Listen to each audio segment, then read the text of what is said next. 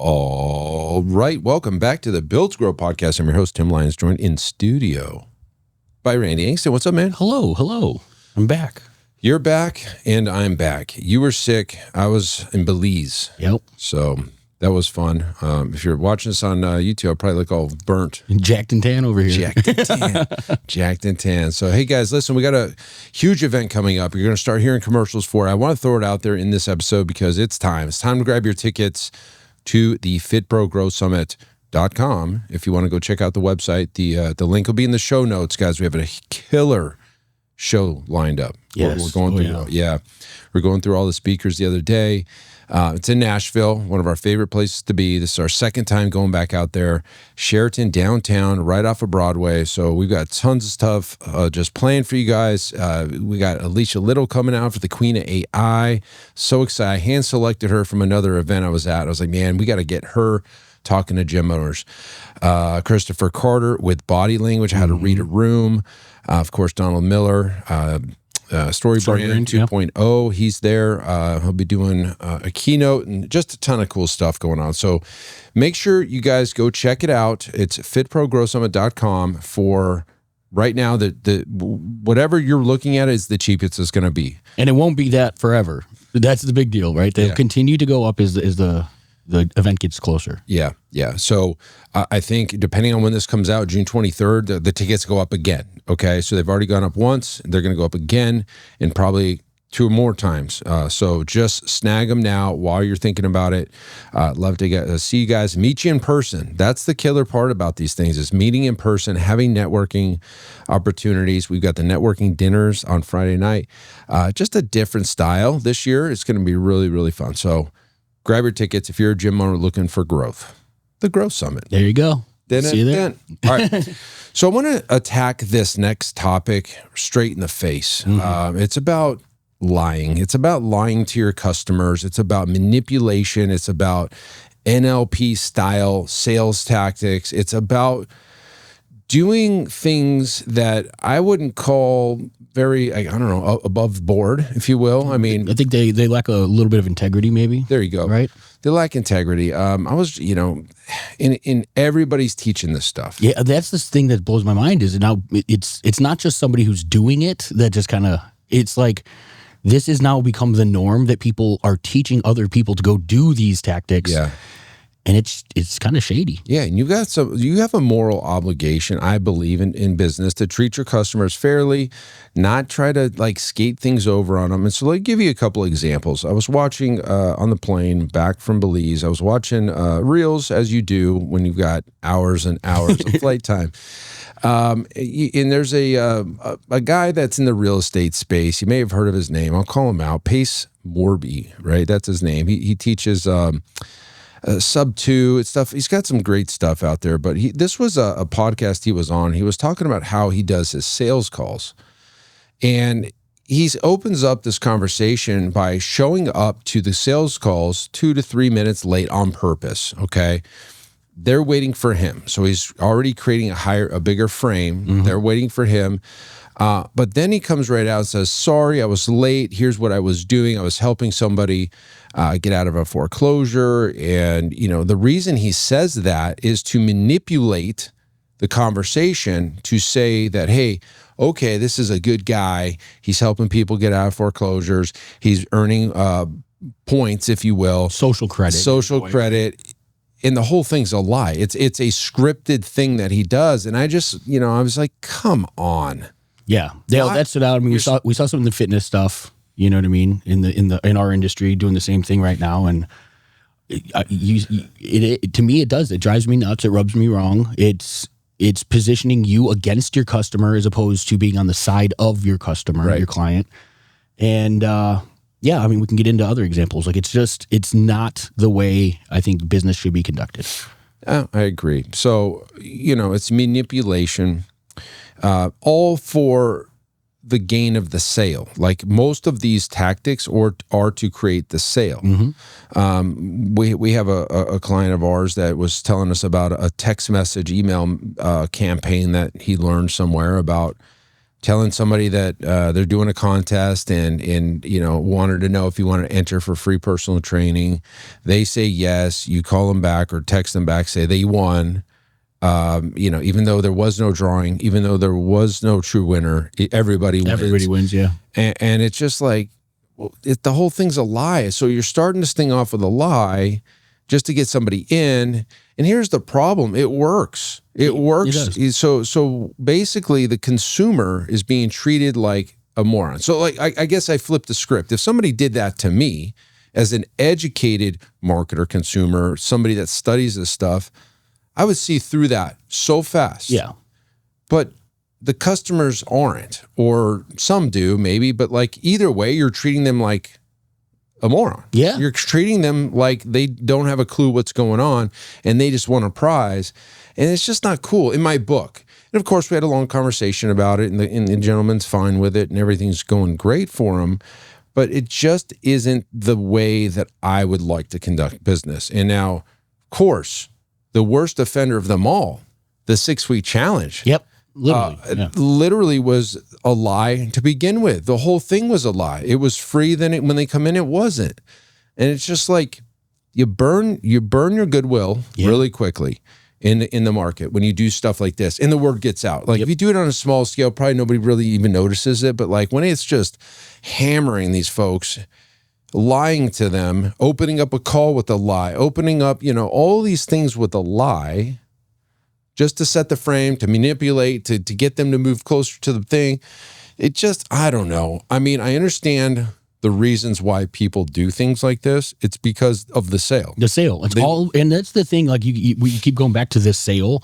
It's all about what happens today to create a sale, void of what happens tomorrow with the relationship in the business, right? Like it's almost, I can see it in like high commission, high ticket situations. I can see it with, if you have a commission focused sales team, stuff like that, because it's like my job, my income, my potential is dependent upon today. Yeah. Right. So doing anything it takes. Whatever it takes to get the sale today. Right. It's my team's problem how to fulfill it. It's somebody else's problem how to get my client results. It's somebody else's problem to keep them long term. But I created the sale today. Well, yeah, when you're willing to lie to the consumer to create that sale, it only benefits you. You know what I mean? Like that you're literally now passing that off to somebody else whose job is going to be harder because you've just manipulated somebody into believing that whatever it is you're offering is what you said it was when it's not, right? And we know scarcity and urgency are the reasons that, this is in there. When we did challenges, when we did challenges, scarcity and urgency are a motivating factor for somebody to take action quick, right? But we've always said it. I mean, back to when we were a full-fledged agency, if you're taking 10 to 15 people for a short-term, low barrier, again, back then it was just a trial. Mm-hmm. There was legitimate 10 to 15 is how many people you could actually onboard and facilitate and do the work for. It wasn't only for the sake of getting somebody through the door to do it, because using scarcity and urgency as that motivating factor, right? There's logistical problems with being able to take 30 people in a single month and at most gyms in a training capacity, right? And so there is true scarcity, true urgency, right? The challenge with the opportunity may end when the promotion ends. Yeah, sure. Like there's legitimate ways of using scarcity and urgency, but when you start it with a lie, everything downhill from there, like. Yeah. What can the consumer believe to be true? And like the scarcity and urgency with price increases and things like that, you have to stick to it. You have to stick to it. You have to raise the rates. Mm-hmm. And if somebody comes around and say, "Hey, man, I missed it. Sorry," this is because it's being honorable to everybody else who did take action. Correct. You know what I mean? Like Correct. You could, if you don't hold to those things, then everybody else that you just said. It's a true scarcity play or urgency play. Now you've manipulated all of that. I think if we were to really peel back this onion, it all comes down to being comfortable in your own business. If you're not doing well, if your cash flow's low, if you're negative profit, you're losing money every month, I think you do anything to get the job done. And if it means manipulation and lying and creating fake scarcity and urgency and fake drawings and lying things that are free that they aren't. It's like, that's, if you were in a good position financially, that stuff probably wouldn't cross your mind because it's not moral. Yeah. It's just not moral. And so that's what it really comes down to. And so, like, you got to fix your business, and fixing your business by using these tactics seems to be what people are, they just divert to. Let me just try to manipulate and lie to these folks so that they can get, move into a sale. I think that's because they're in that position of desperation, of like their own scarcity, right? Like their cash flow is limited. They need to do something today, right? They're backed into a corner, right? And what happens when you back someone in a corner? They do things that they wouldn't typically do in order to get by, in order to survive, in order to get that next sale. And that's what it comes down to. But if you find yourself in that position of desperation, you use this tactic, it's a short-term tactic that's not going to provide you with a change for the long haul. So then what happens? You get this big buying cycle. Next month, guess what you have to do? You're in the same situation of desperation, and you're going to be doing the same types of tactics and grasping at straws in order to just get by. Yeah, it's unfortunate. Now the question is, how can you get business being moral? Well, I'll give you a great example. Yesterday, I was on a sales call, an Iron Circle member. He wasn't a member yet. He'd been in our ecosystem for 4 years. I've known this gym owner for 10 years. Yeah. And he's ready to sign up for the Iron Circle. I'm like, whoa, I don't want you to buy today. I want you to sit and think about this because I want to make sure that, you understand what you're getting into. This is a year deal. This is, it only works if you work, and all the things that you would tell somebody. And he said he appreciated it, but he had already thought about it. He had meditated on it. He had already gone in because he had talked to you first, maybe a couple weeks back. And it's like, and that's in that case, like, okay, well, cool. Well, then we'll get you set up. But that was the integrity approach. Like he had 5 minutes into the conversation, he was telling me he was wanting to sign up. I could have just ended it there, but I wanted to hear more. I wanted to understand his mindset because there's a lot of moving parts in his business. It's been around forever. So you wanted to know he was convicted in his decision. Yeah, and I wanted to make sure we could help him. Yeah. And if we were going to able to help him with his limitations, that some decisions that he can be making in the business or not, and so I do the same thing on almost every sales call too. I tell them straight out of the right at the end. Typically, I go, my job is to provide you with the information to make the right decision for your business. Right. I can show you all the lanes. I could have you speak with other clients. I could give you anything that you need in order to make that decision. But I'm not going to sit here and hard sell you on something that isn't right for you or you don't feel has opportunity. So if there's something I can provide, let me know. Happy to do it. But you need to be convicted that you can help them. Correct. And that's what I was looking for from this call. I wanted to make sure that I could help them. So just like somebody in your gym, I want to make sure you can help them. Are they able to get to the gym multiple times a week? Are they limited in the way that they can move and do the workouts because of an injury? Are you able to, is this person, do they have a strong enough reason to come in? If the answer is no, I've used this line more times than I can remember. Mrs. Johnson, is today, right now, in this moment in time, even a good time to get started on a fitness program? Because I don't feel like it is. And not that I'm doing it to take it away, because that's essentially what a takeaway is. Sure. But it just shows them like, hey, you know what? I'm hearing a lot of things that are telling me that this isn't the right time. And I don't want you to start and quit in 2 weeks or a month or 6 months and never come in. Like that's not what we're here for. We want to help people. And so guys listening, like you're listening on this podcast, use that. If you're hearing a lot of pushback at the sales, well, work's got me running ragged and my kids and it's just kind of a little bit far from the house, or I don't know if I can get over here. Okay, well, listen, no problem. It sounds like it's not a good time. Yeah. Or maybe we're not the right fit for you. No problem. Like it isn't a problem. I'm not trying to push you into this if we're not going to get you a result. So at the end of the day, you want them coming in, right? You want them showing up and being a great member and growing the business and all the things and help them and all that stuff. But if you can't, they can't come in. Like let's just let them go. Yeah, the last thing you want to do is bring someone in the business that right out of the gate you're going to have to spend 10 times the accountability trying to get them in for their next session, right? What is the benefit of, there's more work on your end and that person's probably not the right person for your business. Maybe that would be a good point. But the other thing is there's people on this listening right now that have sold somebody into your training program that you knew wasn't going to get a result for X, Y, or Z, and they didn't get a result, but you sold them anyway because you needed the money, or, I just got to get them started. And, is that really helping that person? Sure. It's helping you. Yeah. It's helping you and your bottom line. Cool. But I don't know. There's just integrity in this business. There is no integrity anymore. That's the point. Yeah. There is no integrity anymore.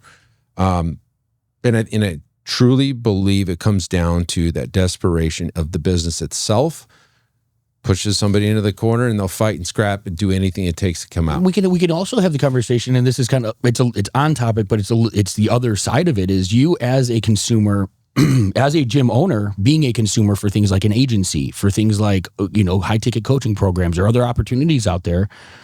When you see the claims being exaggerated to a point where they're talking, 300 people in your gym this month or you don't pay, that is not an offer of integrity. That is a blatant lie, that because there's no business in the world no agency in the world that's going to provide that for you. And you're experiencing it from the consumer side. Look at your business and say, hey, am I doing this to my marketplace? Am I doing this to the people that I'm expecting to serve for the long haul? And if there is that lack of integrity or that disconnect between what you believe and what you believe to be true and what you're capable of, it's probably time to reevaluate what you're bringing. Yeah. So listen, guys, this is a quick episode just to kind of recalibrate what you're doing. Like, let's be honest. I think this is huge too, because in this industry, man, like fitness and gyms and like there's so much of it that has a bad rap already, that if this stuff continues down that path, we're going to watch less and less people go to gyms. Because the marketplace will eventually just be like, you know what? It's like going to used cars, like a used car dealer. Nobody wants to go to it. Nobody. Because the second you get there, some slime ball is going to try and manipulate you into walking off the lot with a used car. Like, we don't want our industry being that same perception. Yeah, well, it's got a horrible rap. I mean, the contracts you can't get out of.